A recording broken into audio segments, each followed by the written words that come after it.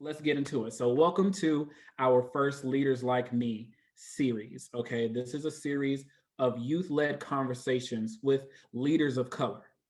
All right, we're super excited to have Miss Kaya Henderson with us as our first speaker for this series. So, get ready to hear some awesome notes, to hear some awesome remarks. We're super excited to hear some of her experience and some of the amazing things that she has to share with us. Okay, so as we are going through, I just want to give you all a few house notes, a few reminders. Okay, um, this is our first time together as the class of 2021. This is the first time the national class of 2021 is together on a larger call. So, shouts out to you guys. Shouts out to all of the amazing work you've done through pre work. For those who have started working at your internships, I hope they're going well. For those of you who are starting in the next few weeks, get ready for an awesome time, okay? House reminder, let's make sure that our sound is muted. We definitely want to hear from you guys. If you have questions throughout the session, make sure that you share them with us in our chat box. But we want to make sure that everybody can hear, okay? So you know that we are in this Zoom room. So in order for everyone to be interactive, let's make sure that our calls are muted, but continue to chat with us in the chat box, okay? This meeting is being recorded, so if there's anyone that was not able to attend, or if you want to share this, please know that it's being recorded. All right. During the conversation, if you have any questions for our speaker, please type them in the chat box, not the Q&A box. All right. Share them in the chat box, and we'll keep track of those so we can make sure that they are asked. All right. For any of our guests, you're welcome to ask questions too, but we want to make sure that our youth are able to get all of their questions in, or we're able to answer as many of their questions as possible. All right. So there's my welcome. Again, we're super excited to have you all on the call with us. I'm going to stop talking now. I'm going to introduce our awesome MC, and a special shout out to Michael for jumping on last minute and joining us. But Michael is a senior at Kenwood Academy High School in Chicago.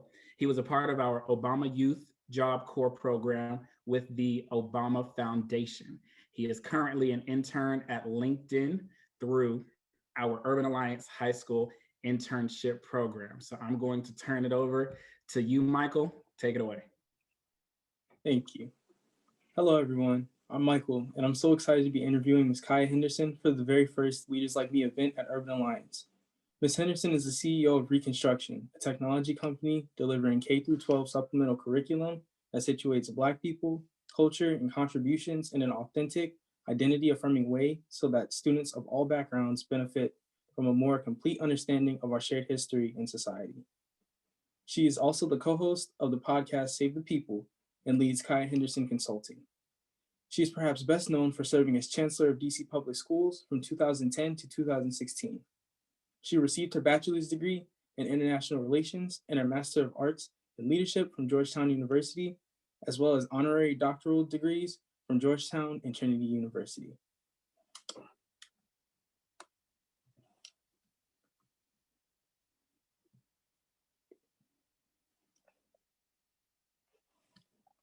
So we'll go ahead and get started with the interview questions. To begin with, can you give us a quick summary of your career journey and tell us what you do now? Absolutely. Thanks, Michael. I'm super excited to be here with the Urban Alliance Nation. Oh my gosh, I can't believe there are so many of you on this call. As Michael said, I'm Kaya Henderson. My quick, super fast career journey. So I graduated from the public school system in my hometown, Mount Vernon, New York, which is just outside of New York City. And I went on to Georgetown University, got my bachelor's degree in international relations. And after I graduated, I joined Teach for America. I taught middle school Spanish in the South Bronx for 2 years. And it was such a transformative experience for me. I thought every college student in America should do Teach for America. So I joined the recruitment team of TFA, and I was a recruiter there, going to colleges and universities and talking about my experience to get other people to join. Then I got promoted. I became the director of admissions at Teach for America. So I was responsible for all of the recruitment and selection and admissions process for young people entering the organization. And I did that for a couple of years. And then they asked me to go run Teach for America DC. So I moved from New York down to DC and ran Teach for America DC for a while. I see all the Teach for America people in the chat. I see you. And then what else did I do? Ran Teach for America DC. Left that after a few years, and that was just kind of running a nonprofit organization. I did that for 3 or 4 years, and then I joined another organization called the New Teacher Project. And it was a spin-off organization of Teach for America, because school districts were like, okay, great, we love these Teach for America teachers, but teach us how to find our own great teachers. And so I thought that was a really compelling thing to do, to not just put teachers in school districts, but to help school districts figure out how to get their own teachers. And so I worked with school districts all across the country, doing that for a while, for 7 years. And then after that, my boss was promoted to Chancellor of DC Public Schools, and I came with her as her deputy. That was in 2007. So I was Deputy Chancellor of DCPS for 3.5 years. And then when she left, I was promoted to Chancellor of DC Public Schools, or Superintendent, or CEO, depending on what your person is called. I was the Chancellor of DCPS for 6 years, during which time we went from being the lowest performing urban school system in the country to being the fastest improving. And then after 10 years of leadership at DCPS, I was just tired. And so left that, took some time off and did some consulting work. And then I was asked to come and work at Teach for All, which is kind of the international version of Teach for America. So in 60 different countries, there's Teach for Armenia, and Teach for Afghanistan, and Teach for France, and Teach for Ghana. And so I got to spend 2 years kind of running around the world, helping these other countries improve their educational systems. And then the pandemic hit, and so I couldn't be an international traveler anymore. And there had been an idea that I'd been working on around how to teach Black kids our own culture, our own history, and to develop our identity in a positive way, because I didn't think school was doing that well enough. And so I started a technology company called Reconstruction, where we teach classes for kindergarten through 12th grade that teach our history, our culture, in a positive light to young Black people. And I just started this company this past year, and we're kind of off to the races. You seem to have a lot of educational experience. So my next question is, how should young people interested in the education field prepare? Reading materials, college majors, internships, etc.? So I think that the thing you should do to prepare to be in the education space is get as much experience as you possibly can. If you love kids and you want to be a teacher, or even if you don't want to be a teacher, if you just want to be involved in education, then it means that you've got to spend your time doing internships or taking jobs where you're exposed to folks. I worked at day camps, I worked in tutoring programs. I had all kinds of experiences that demonstrated that I was interested in working with kids. I think you need to network with people who are, there are so many people who think that just because they went to school, they know how schools work. Schools actually work very differently than many organizations in this country. And so, you need to spend time in school, spend time in public schools, spend time in private schools, spend time in early childhood centers, and, whatever. Read, stay up on what's happening in education. It's easier than ever to do. Follow a bunch of education influencers on Twitter or on Instagram. Read Ed Week. Education Week is kind of the industry handbook. And just pay attention. I mean, people are talking about education in the news every single day. Yo, Chicago, what is going on? Like, you all are at the epicenter of the biggest question in America right now, to reopen or not to reopen, right? School conversations are happening all around us. And I'd say don't wait until adulthood to jump into the fray.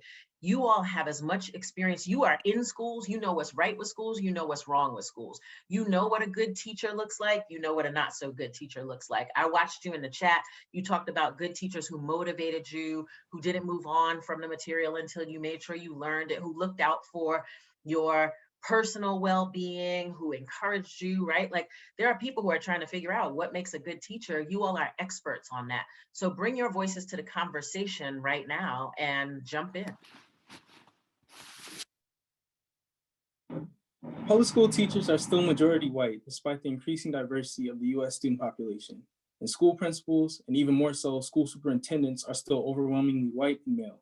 What was your experience navigating the education industry and your career ladder as a woman of color? It was difficult. It was not easy being a woman of color in this space. When I first became chancellor, the city council offered me almost $100,000 less than my predecessor. And she had less experience than I did when I took the job. And so I was like, yeah, it's not going down like that. I had to fight at in fact, it was less than what I was making as deputy chancellor. That's how little they thought of me. And so I had to fight. I had to fight to lead the way I wanted to lead and not the way people thought I should lead. I had to fight really hard. I believe that our communities actually are real partners with us in making decisions. I would say all the time, these are not my schools, these are our schools. So we're going to make decisions together. And, that was tough for people to, to deal with.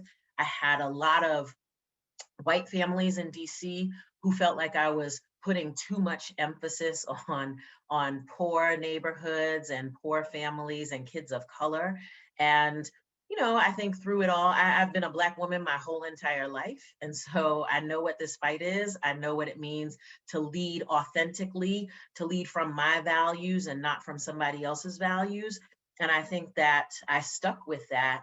And I fought. I fought for the things that I thought were right for me and for my community. And I was chancellor for all of DC public schools, and I fought as hard for white kids as I did for Black kids. But I had an equity issue, and I had to make sure that the kids who hadn't gotten for so long had a different chance at the table with my leadership. So it was difficult, but it was also, I do it all over again every time, whatever industry you're in. Whether you're in technology or entrepreneurship or politics or whatever, being a woman of color means that you're going to have a different walk.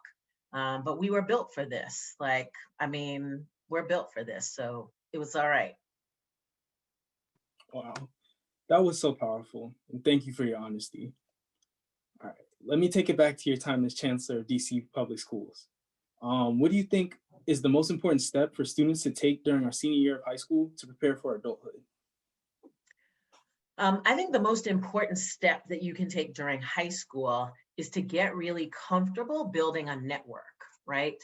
Nobody gets to any job, no job whatsoever. You've heard people without help from other people, right? You've heard people say it's not what you know, it's who you know. Some of it is what you know, but a lot of it is who you know.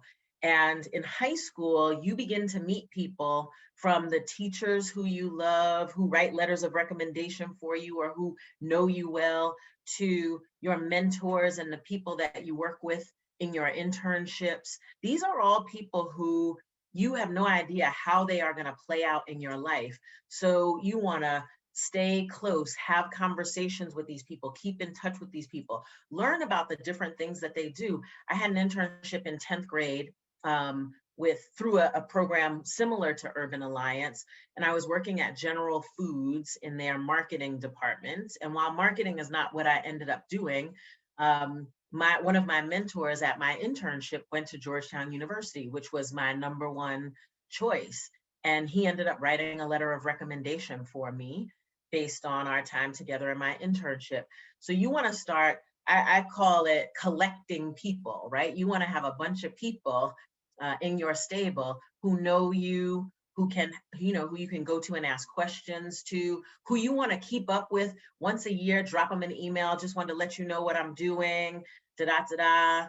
And because building networks and being unafraid to build networks are going to be the thing that carry you through your entire adult life. So speaking of our senior experience this year, many of us have just started or are about to start our internships through Urban Alliance. Do you have any advice from your own first job or internship about how to start strong in our new roles besides networking? Yes. Here's what I tell everybody about any job. Do your absolute best. Like, you're trying to be in that place crushing it because you want people to be like, oh my gosh, that's the best intern I ever had. Or, oh my gosh, he or she brought something to this that I could never have imagined. And so bring your whole self, give it 110% and crush the thing that you are doing. Just that thing. Don't worry about what's next. Don't worry about who else is around. You crush your thing. And what will happen is people recognize that, they realize that, they'll start to give you increased responsibility. They'll start to put you in other positions. And before you know it, literally, jobs, opportunities are coming your way. You don't have to run out seeking these things. If you do a great job at the thing that you're doing now, the next thing will come and the next thing will come. You'll just have opportunities that you hadn't even thought about. You will be thinking about a linear, I'm going to do this and that and the other. And you don't know that there are all of these other options available that will literally come your way if you do a great job in whatever it is you're doing. Great, thank you. On the same note, what are some things that you look for personally when hiring for new employees? So I look for people who are really hard workers and produce results. When I look at your resume, I want to see not just that you were working at the ice cream store. I want to see that, you got customer of the month, or employee of the month, or that you brought a new idea to the ice cream parlor, or I want to see something that shows initiative and that shows excellence. I'm looking for excellence. I'm looking for people who are creative. And so, if you have new ideas, that is always helpful. You can always find somebody who can do the same thing the same way. But I'm looking for people who are innovative. I'm looking for people who are bringing new ideas to the party. I'm looking for people who are authentic. I think each of us comes with our own set of lived experiences, and those things make us special. And when you bring that and you put that together with my authenticity and somebody else's authenticity, then we win. So really, there are people who try to be somebody that they're not. Just bring your whole entire self to the thing. That's what I'm looking for. And I look for people who have fun at work. Like, it's called work because it's work, right? It's not play, it's not fun. And if you're gonna spend 10 or 8 or 10 or 12 hours doing a job that's really hard, let's at least have fun while we do it. So I'm looking for people with a sense of humor. I'm looking for people who, can liven up the place. Like, if we're gonna be working like that, then let's have a little fun while we do it. You brought up lived experiences, so I want to ask you to tell us about a tough moment in your career, how you got through it, and what you learned from it. Jeez Louise, Michael, you are killing me. What do you want to be? Are you going to be a journalist? Well, like, you are crushing it with the interview questions. Okay, a tough time in my career. Let's see. There were many times in my career where I felt like I wanted to do something important for kids that other people didn't agree with. So for example, I told you my bachelor's degree is in international relations.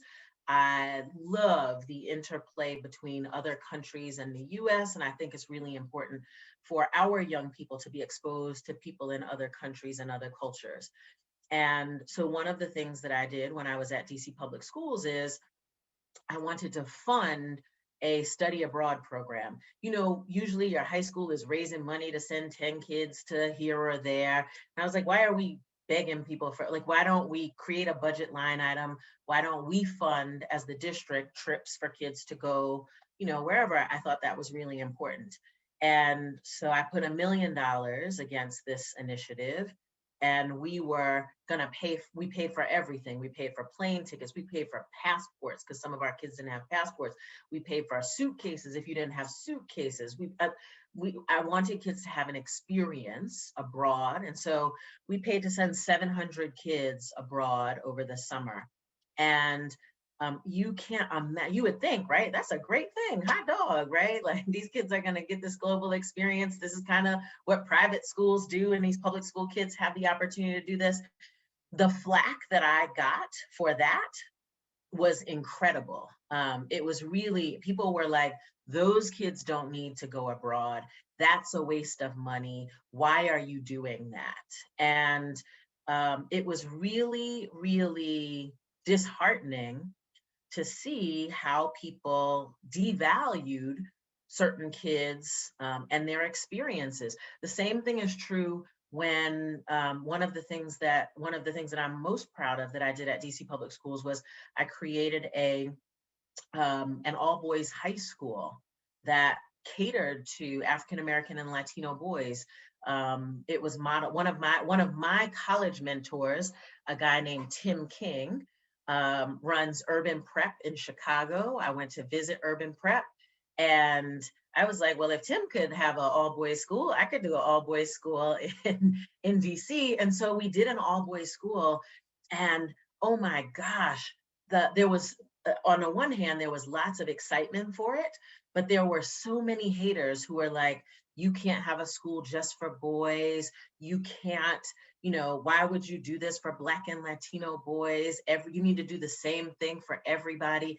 And, you know, we can do hard things, and one size doesn't fit all. And as we looked at our data, our boys needed to be in a different environment, and they needed different teachers and different mentors. And so we had 100 and something schools in the school district, and they didn't all have to look the same. We could create something new and different for kids. And I find that lots of times you get a hard time when people feel like they are losing something. And I think there were an elite set of people who thought they had study abroad on lock, and now if everybody had it, they wouldn't be so special. Or there were people who felt like, you know, why are you doing things for Black and Latino boys that you're not doing for girls? Well, girls need something different, actually. So let's do something for girls, but just we're not going to do the same thing for boys as we do for girls. It just, you know, people want change, but they want other people to change. And so I figured, look, let me just plow ahead with the things that I think are right. And those were some of the challenges that I faced. Such a great example for us to learn. Thank you. So my next question is, what is the best piece of advice you've received in your career? Best piece of advice I've received in my career comes from a good friend of mine. His name is David Coleman. David is the president and CEO of the College Board, right? SAT, APs, what have you. And when I was thinking about, when they asked me to be the chancellor of DC Public Schools, I didn't want that job. I was like, look, that is for the birds, right? It's political, it's very public. People are gonna stand at meetings and scream at you every night. I don't want any part of that. That's just not how I want to spend my time. That's not what I want to do. And David said to me, well, why would you do it the way anybody else did it? And I said, what do you mean? Like, as the chancellor, you have to go to these dumb meetings. You have to go to like all of these things that I don't want to do. And he said, you haven't done anything else the way anybody else has done it. So why do the chancellor the way other people have done it? Why not do it the Kaya Henderson way? And I said, what is the Kaya Henderson way? He said, if you don't want to go to the meetings, then don't go to the meetings. Figure out some other way to engage with people. If you don't want to work on the weekends, just say I'm not working on weekends and make that the new rule. Like, why do it the way other people do it? And that was literally the most freeing thing that anybody ever said to me, that I don't have to do it the way other people did it, that I could do it my own way. Thank you. This is my last question before we get into our lightning round questions. What skill has been most useful for you in your career and why? And also, how did you develop it? What has been most useful? What skill has been most useful in your career and why? Oh, skill. And Yeah. I think the skill that has been most useful to me is relationship building. Being able to engage with people from, the corner office to the corner, right? Being able to chop it up with regular people or to be in rooms with, differently important people, having friends from across a wide spectrum. I think that has been the best skill that I've acquired over time. How did I develop it? I'm nosy, right? I like people. I want to know your story. I want to know who you are, where you come from, who's your mama, why are you mad? Why are you happy? Like, what's going on? I am nosy. And so that invites a conversation between us. And I think it signals, people want to know about you because you're important to them. And if people are not messing with you, you're not important to them. And so I think by demonstrated genuine interest in people, it communicates that you're important, you're valuable. And I actually happen to think everybody is important and valuable, even the parents who are screaming at me. I would say to my team all the time, they might be screaming at us, but they're screaming at us for some good reason. So let's put the screams away and let's dig down and find out what the reason is and see if we can't figure it out together. And so I think learning how to build relationships with people is really, really important. thank you so much for those responses. They were really, really good, and I'm sure everybody can learn something from them. We're now going to do a lightning round of fun questions before we open up our Q&A. Okay. Remember to type your questions in the chat box, and we will call on you to ask your question after. All right. Are you ready? I'm ready. Okay. So first question is favorite movie of all time. Favorite movie of all time. Black Panther, Wakanda Forever. One thing you can't live without.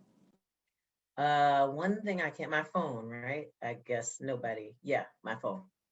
Favorite place in the world. Anguilla. It's a little teeny tiny island in the Caribbean where my family is from. One food you could eat forever. Tacos. Last TV series you binged. Bridgerton. Lupin. I just finished Lupin. What about best book you've ever read?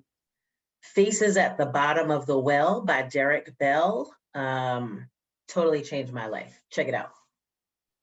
What are some words that you live by? Words that I live by: work hard, play hard. To whom much is given, much is required. Nothing beats a failure but a try. What do you do on the weekend? Nothing much. Hang out with my friends, eat, travel. How do you start your day?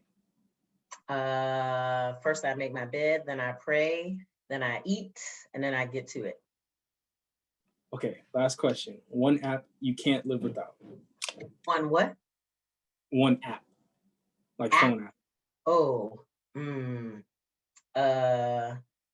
one app that I can't, there's like a lot of apps that I can't live without.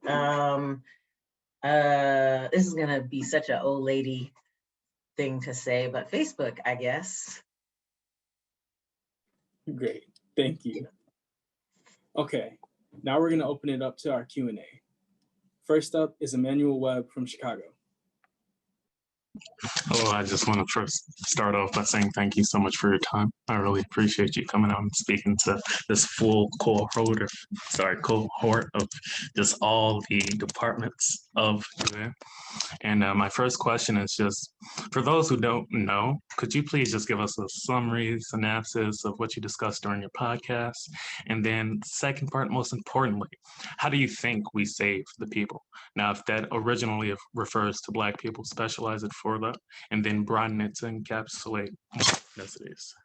Okay, that's like 25 questions. Wait, yeah, it is. first, I'm so sorry for that. The first one is, what do I talk about on my podcast? Like generally, Yes. broadly? Generally. Okay. So Pod Save the People is a podcast that is hosted by DeRay McKesson. DeRay is a former Black Lives Matters activist. And we talk about things that we think are important to communities, to the Black community, I guess, yeah, to the Black community.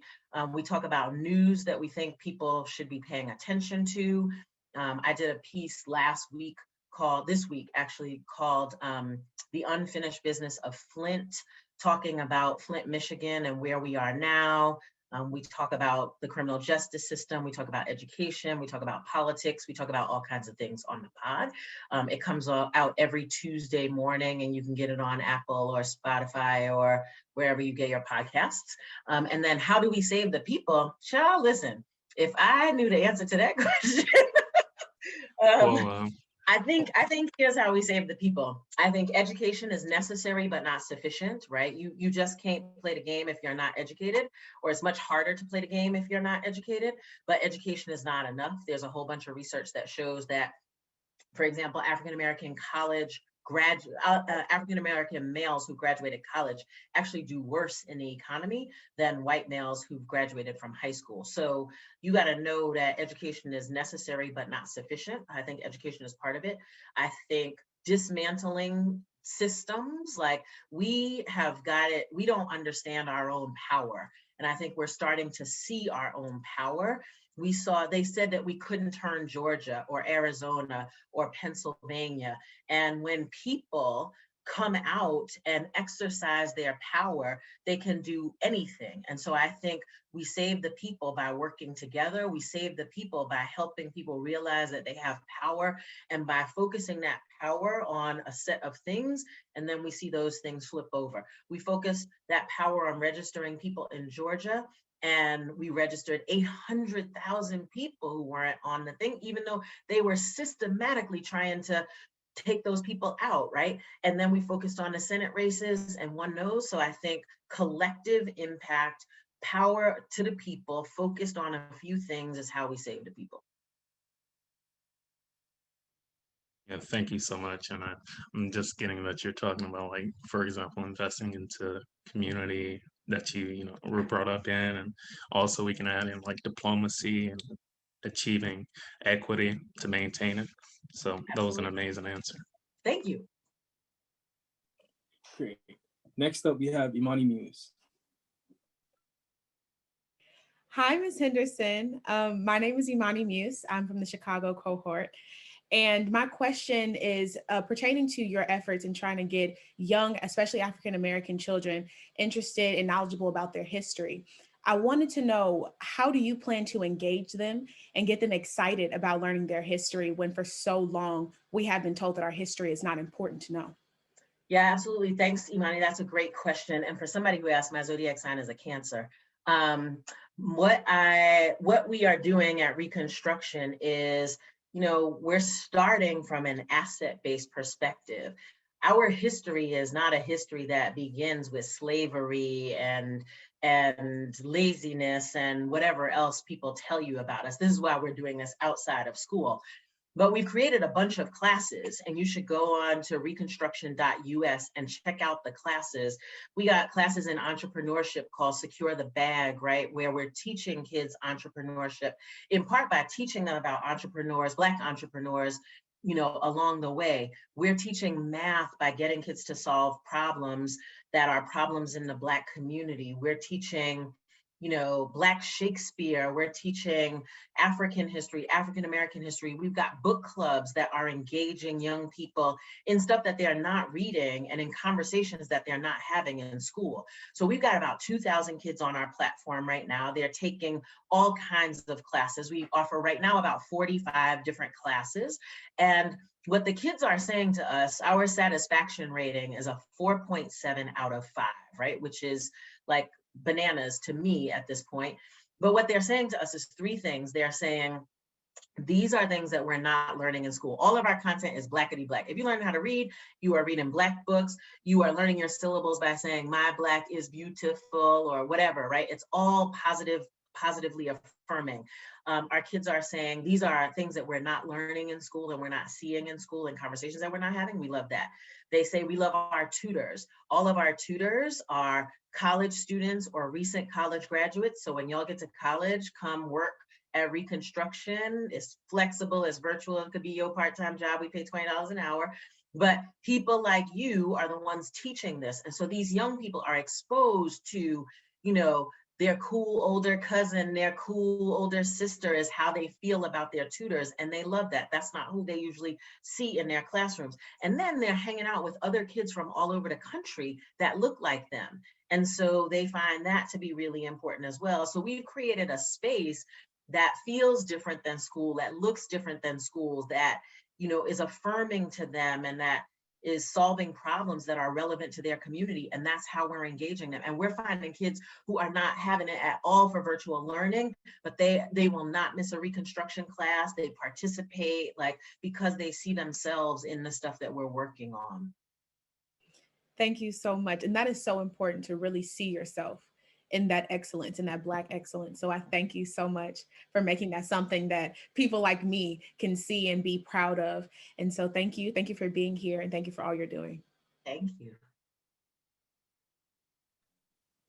Next up, we have Trayvon Joseph. Hello. So my name is Trayvon Joseph, but I'm from Baltimore, Maryland, and I go to Carver Vocational Technical High School. And my question was, what occupation did you want to have when you were younger? When I was younger, thanks, Trayvon, that's a great question. I didn't ever think that I would be in education. I didn't think I would be a teacher. I sure didn't think I would be a superintendent. I didn't think I'd be running a technology company. I wanted to be a lawyer because, you know, my mama told me that that was a good job and that, you know, I could be secure and I like to argue. And so I thought that was good. I wanted to do international law, which is why I went to Georgetown University. They have a school of foreign service. But what happened was, while I was at Georgetown, I was volunteering all over DC, in schools and with the criminal justice system. And I was watching all of my friends go abroad to help people in Asia and Africa and South America. And I felt like, well, wait a minute, we got a whole bunch of stuff going on here. So before I go abroad, maybe I should start at home and start doing something here. And because I had spent so much time working with kids, it felt like, I knew I didn't want to be a teacher forever, but I felt like I wanted to contribute to the education system. And so I joined Teach for America, and that just took me on a completely different trajectory and changed my life and kept me in education. And that's kind of why I'm here now. Thank you. Great. Next up, we have Asia Jordan. Hello, I'm Asa Jordan from Phelps Ace High School. And I was wondering, how do you motivate yourself when people put you down or if you're in a hard place? Thanks, Asia. That's a great question. How do I motivate myself when people put you down? I have found that my friends are like my life. I got a squad of chicks who, you know, we have a book club, we hang out, you know, on the weekends, we have a text thread that's going on at all times. And they are women who I went to high school and college with. And they are like my squad. They are my cheerleaders. They encourage me. They remind me on my darkest days that, like, you know, I am somebody, I'm good. Like, all right, this might be a moment, sis. You might need to tap out for a minute, but come back. Like, you got things to do. And so my girlfriends really are the things that keep me going when I don't want to go no more. So get yourself a squad. If you don't have a squad of people that are cheering you on, that are in your corner, that are pushing you to do better, then get one fast.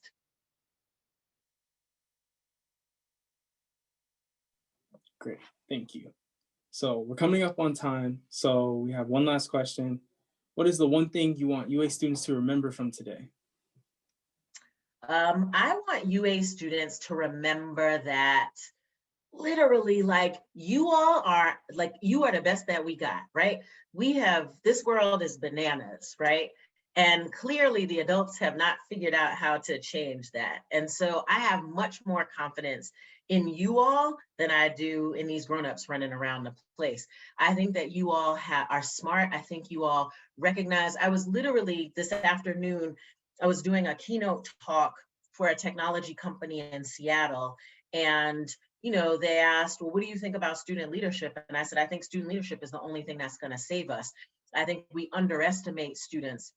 I think we don't understand that students actually see the world around them and have clear ideas about how to change it. And we won't move out of the way to let students lead. You'll see lots of times if I'm talking about student leadership on Twitter, hashtag let students lead, hashtag student leadership matters. I want you all to recognize that you are our best hope.